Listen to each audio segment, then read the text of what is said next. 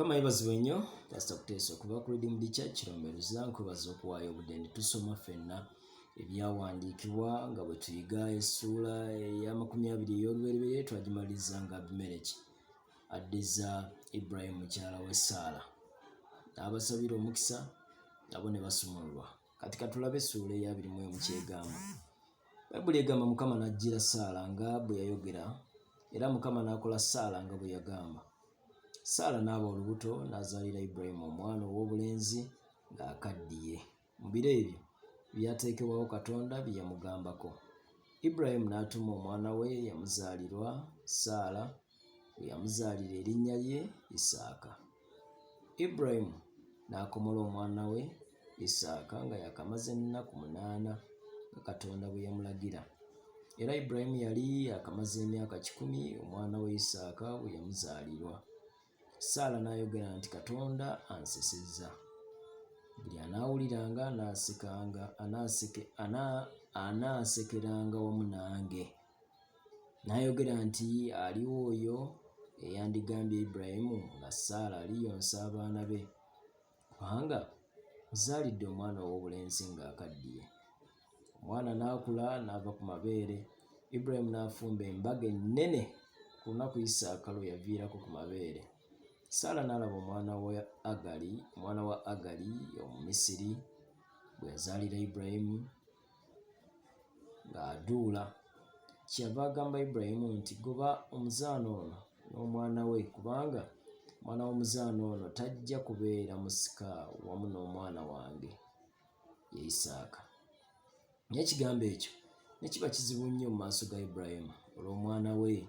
Katonda n'agamba Ibulayimu nti kireme okuba ekizibu mu maaso go olw'omulenzi n'olw'omuzaana wo mu byonna Saala by'anaakubuuliranga. Owuliranga eddoboozi lye, kubanga mu Isaaka ezzadde lyo mwe linaayitirwanga. Era ne mu mwana w'omuzaana ndimuviisaamu eggwanga, kubanga ye ly'ezzadde lyo.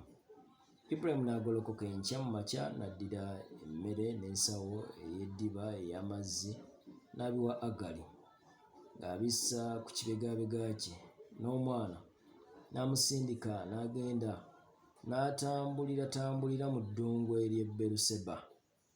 N'amazzi ag'omu ddiba ne gaggwaamu. N'azazika omwana wansi w'ekisaka ekimu n'agenda n'atuula wansi ng'atunuulira walako ng'ebbanga akasaale we kagwa. Kubanga yayogera nti nnema okulaba omwana ng'afa. N'atuula ng'amutunuulira, n'ayimusa eddoboozi lye n'akaaba. Katonda n'awulira eddoboozi ly'omulenzi. Ne malayika wa Katonda n'ayita Agali ng'ayima mu ggulu. N'amugamba nti obadde otya Agali? Totya, kubanga Katonda awulidde eddoboozi ly'omulenzi waali. Golokoka oyimuse omulenzi omukwate mu ngalo zo, kubanga ndimufuula eggwanga eddene. Kubanga nazibula amaaso ge, n'alaba oluzzi lw'amazzi n'agenda n'ajjuza eddiba amazzi n'anywesa omulenzi. Katonda n'aba wamu n'omulenzi, n'akula n'atuulanga mu ddungu, n'afuuka omulaasi w'obusaale. N'atuulanga mu ddungu ery'e Palani, ne nnyina n'amuwasiza omukazi mu nsi y'e Misiri. Awo mu biro ebyo Abimeleki ne Fikoli omukulu w'eggye ne bagamba Ibulayimu nti Katonda ali wamu naawe mu byonna by'okola. Kale nno ndayirira wano Katonda nga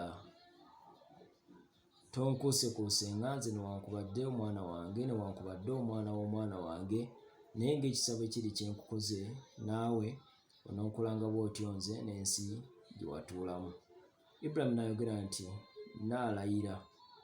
Ibulayimu n'anenya Abimeleki olw'oluzzi lw'amazzi abaddu ba Abimeleki bwe baamuggyako olw'amaanyi.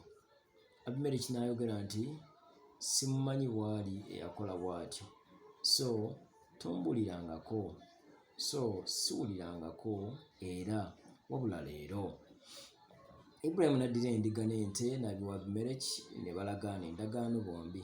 Ibulayimu n'ateeka endiga enduusi 7 ez'omu kisibo wamu zokka. Abimereki n'agamba Ibulayimu nti endiga ezo enduusi 7 z'otadde awamu zokka amakulu gaazo ki? N'ayogera nti endiga ezo enduusi 7 onooziweebwa mu mukono gwange, ekyo kibeere omujulirwa gye ndi nga nze nasima oluzzi olwo. Kyava ayita ekifo ekyo Beeruseba kubanga eyo gye baalayirira bombi. Bwe batyo ne balagaanira endagaano mu Beeruseba. Abimereki n'agolokoka ne Fikoli omukulu w'eggye lye ne baddayo mu nsi ey'Abafirisuuti. Ibulayimu n'asimba